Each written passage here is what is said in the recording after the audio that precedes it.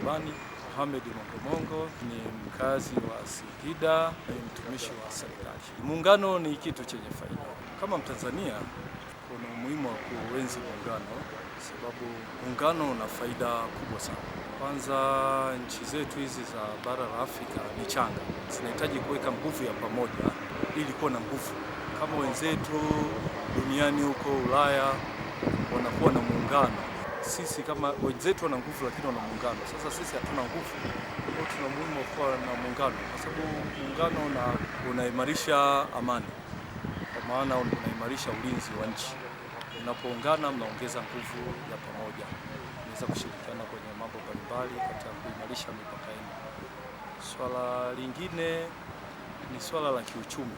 Kama tunavyofahamu wote, kila nchi inakuwa imebarikiwa na rasilimali. Rasilimali zinapatikana tofauti tofauti jinsi Mwenyezi Mungu alivyojalia, huyu ana hiki, huyu ana hiki. Sasa mnapovichanganya vyote kwa pamoja, inaongeza uwepo wa rasilimali, unakuwa na rasilimali kidogo nyingi zaidi, na mnaweza kuzitumia vizuri zaidi katika kuwaletea maendeleo.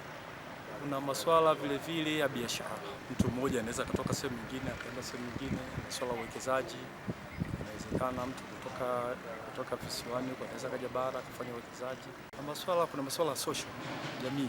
Kama tunavyofahamu, muungano wetu wa tarehe 26 mwezi wa 4 1964 kati ya Tanganyika na Zanzibar ni kwamba umetufanya tumekuwa wamoja zaidi, kwa sababu watu wameoleana.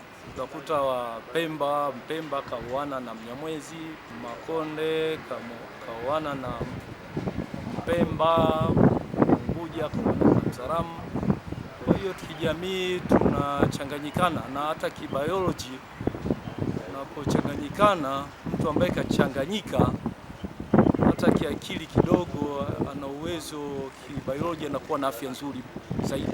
Kwa hiyo anaweza kufanya vitu vizuri zaidi, na vile vile mnakuwa mna nguvu ya pamoja kimataifa, unaweza mkawa mna nguvu ya pamoja. Hiyo nchi ambayo ni kubwa kidogo, ambayo imeungana, ina sauti kidogo kubwa kimataifa.